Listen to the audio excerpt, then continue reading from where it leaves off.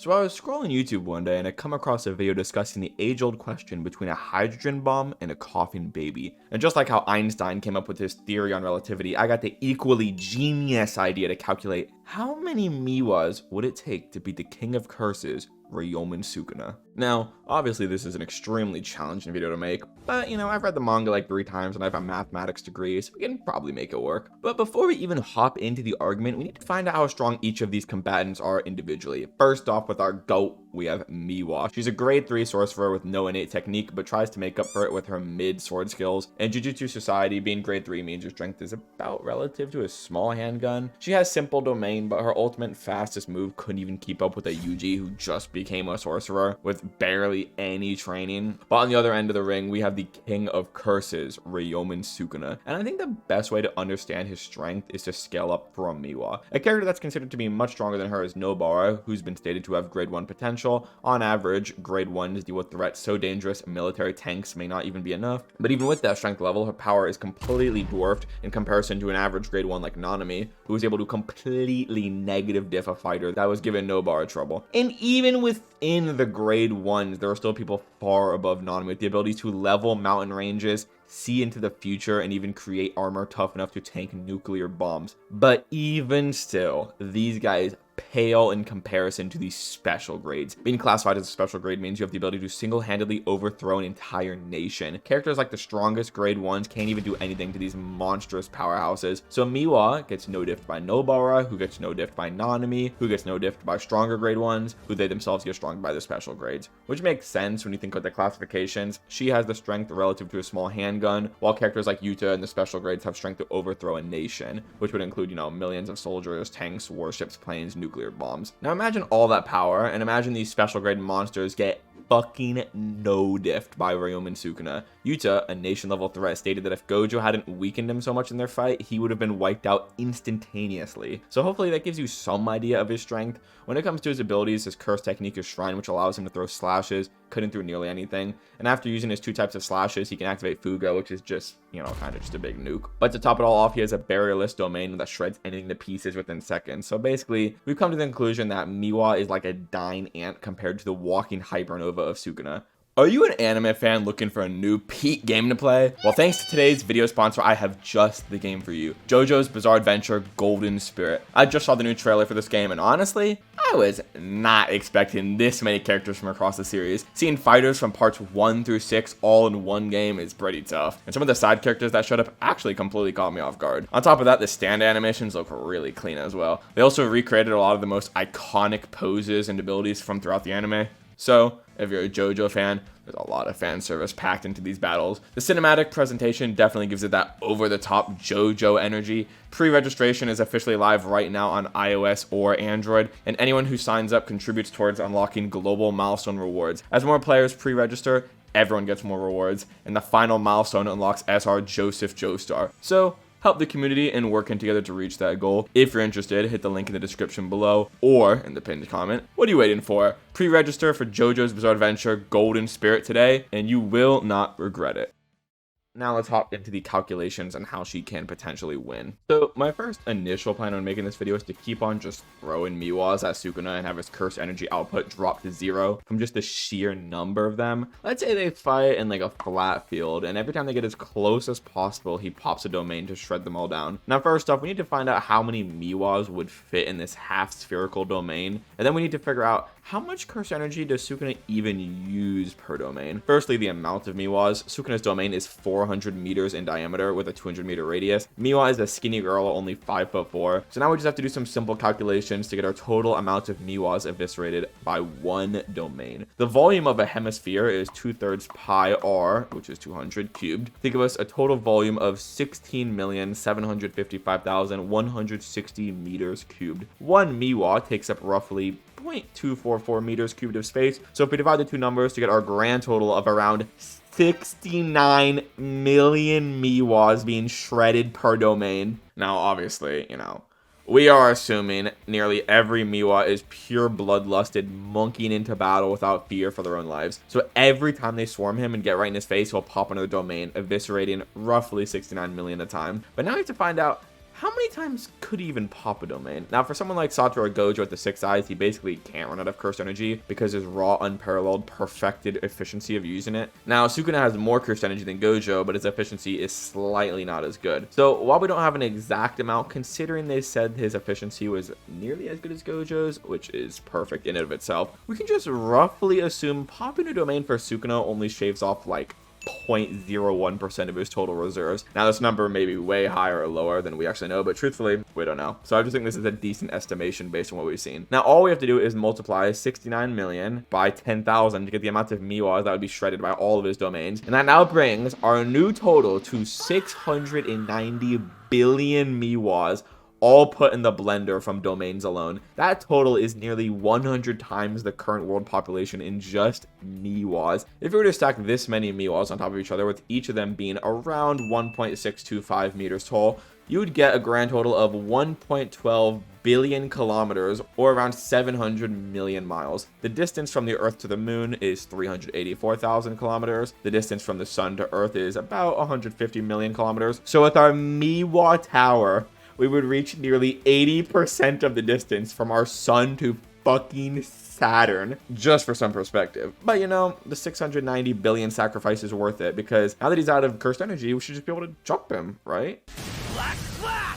Oh no. So as we saw, the last plan isn't gonna work, because even if he runs out of cursed energy, hitting a black flash acts as a battery, giving him the ability to completely recharge his lost cursed energy, meaning our initial plan won't work. I guess the next thing we can do is to try to continuously throw Miwas at him until he dies from thirst or hunger. The average human being can only survive around 3 days without any water. Now, we can be generous to Sukuna, saying as a prime specimen, he can maybe last up to 7 days without it. But we need to go back to our initial calculation to see how long would it actually take for him to slice the original 690 billion Miwas and then move him there. As we know, Gojo had the ability to use a 0.2 second domain in Shibuya, but he can pop them much faster, as the only reason he chose 0.2 seconds was to permanently not harm any humans. Let's assume Sukuna can deploy a domain within 0.01 second. And the second they all die, he releases the domain to let them fly in again. Now, how fast can they get to him though? So I guess one way I would do this is, in season 1, she was able to keep up with Maki a little bit, who could catch bullets point blank. A reaction time like this would put her around Mach 20, which means considering Miwa was keeping up a little bit in their fight, she'd be around like Mach 18, 19, give or take, which would make it so the second he finishes activating his domain, the Miwas would run in that 200-meter radius, surrounding him within 0.03-ish seconds. So with all that said, if Sukuna can activate his domain within 0.01 seconds, then the Miwas run in 0.03 seconds later, we can calculate his Miwa death rate would be around 69 million per every 0.04 seconds. Now, obviously, Sukuna doesn't have to only pop a 0.01 second domain. He could for sure just pop a domain and just let it sit for a bit to relax, but that's no fun. We want to find the sheer number of Miwas that would be eviscerated within 7 days trying to starve him. Or, I mean, how many Miwas it would take to beat him. So now that we know he will basically never run out of cursed energy from Black Flash, and can finish off 69 million Miwas per 0.04 seconds, let's see how many Miwas we would need to overwhelm him to the point he would die of thirst after around 7 days. 69 million per 0.04 seconds equals 103.5 billion Miwas per minute. Let that number sink in. When multiplied by 60, that's 6.21 trillion Miwas per hour. Multiply this by 24, and now we get a new total of 149.04 trillion Miwas per day. Then finally, you multiply this number by another 7 to get our grand total of it taking nearly 1.04 quadrillion Miwas to overwhelm Sukuna constantly, day and night, for him to finally succumb to dying of thirst. An absolutely crazy level of Miwas we would need to sacrifice at this point. If we were to stack this new level of Miwas on top of each other, we would get the grand new height of around 1.7 trillion kilometers, which would extend far beyond our entire solar system, reaching past the Oort cloud. Definitely, it's a massive sacrifice we need to make of Miwas, but it'll all be worth it as we would finally finish off the King of Curses. Wait. Does Sukuna even need food or water to live now that he's a curse? Motherfuck. Okay. Let's think about this rationally.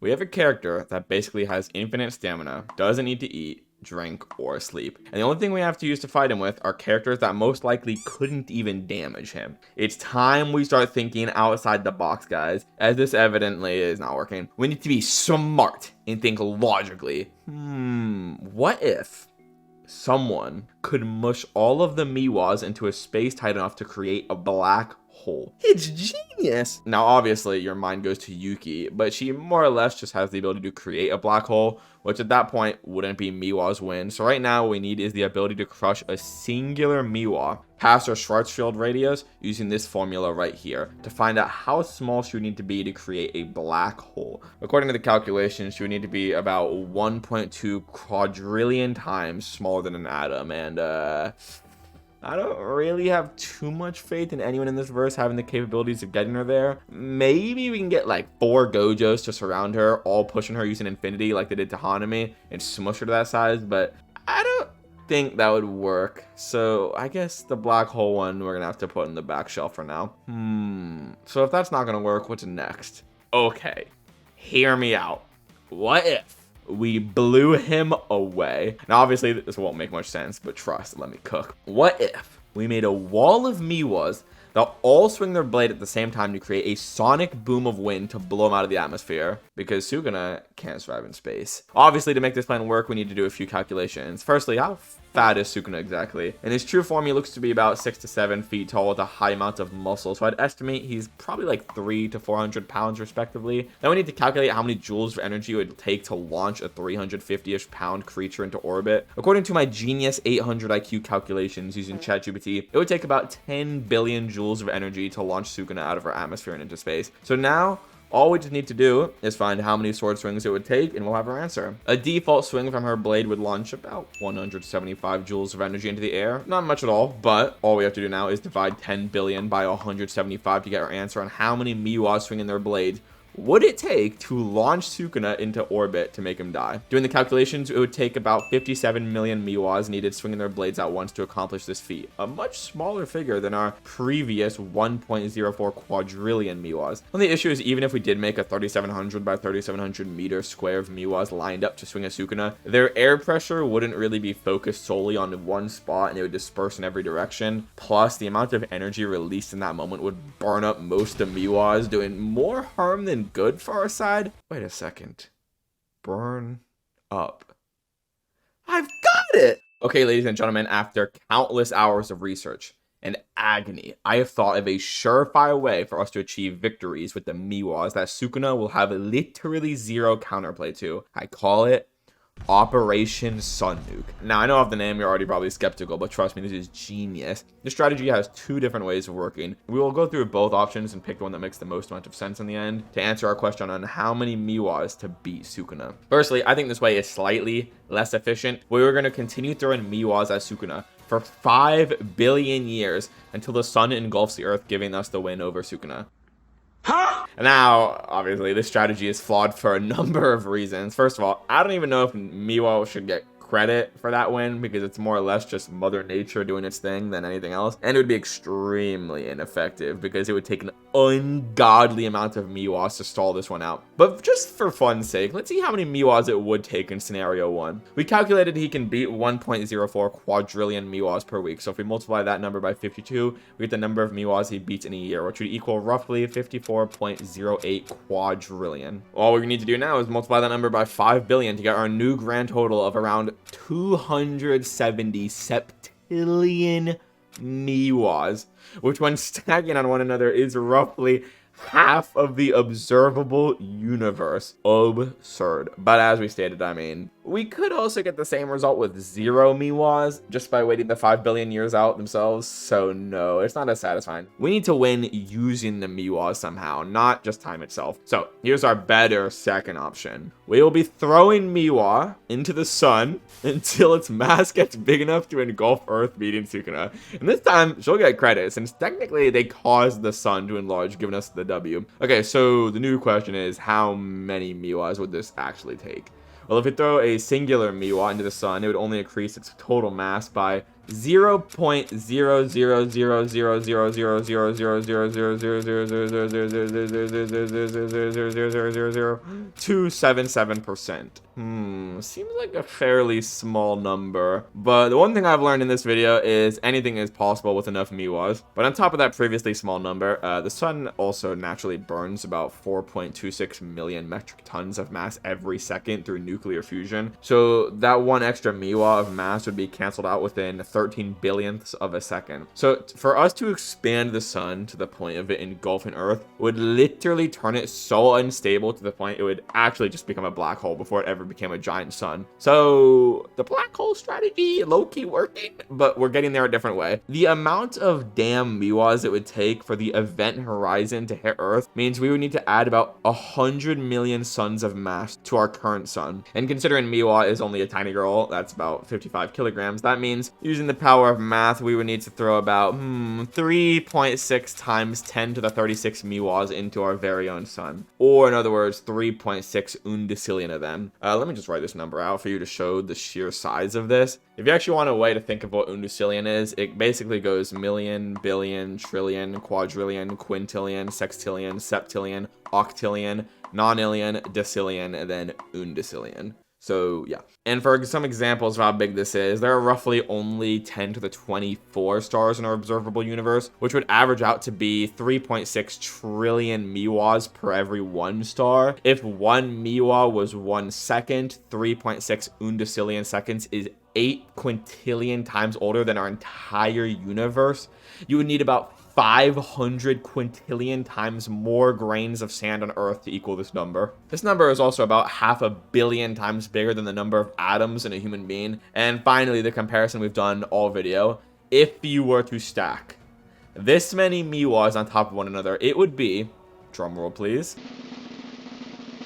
about 7 billion times taller than our entire observable universe. And we came to the logical conclusion that it would take that many Miwas just to beat one Ryomen Sukuna. So yeah, definitely a different style of video than I usually do, but it was for sure super fun to make. This last week I was at the beach, but now I'm back home ready to grind videos for you all again, so look forward to it. Once again, thanks to our new special grade tier Patreon members with Goat Yuri, Savage Toby's wife, Silver King, and Jordan. Appreciate to all of you, and yeah, I will see you guys next one. Peace.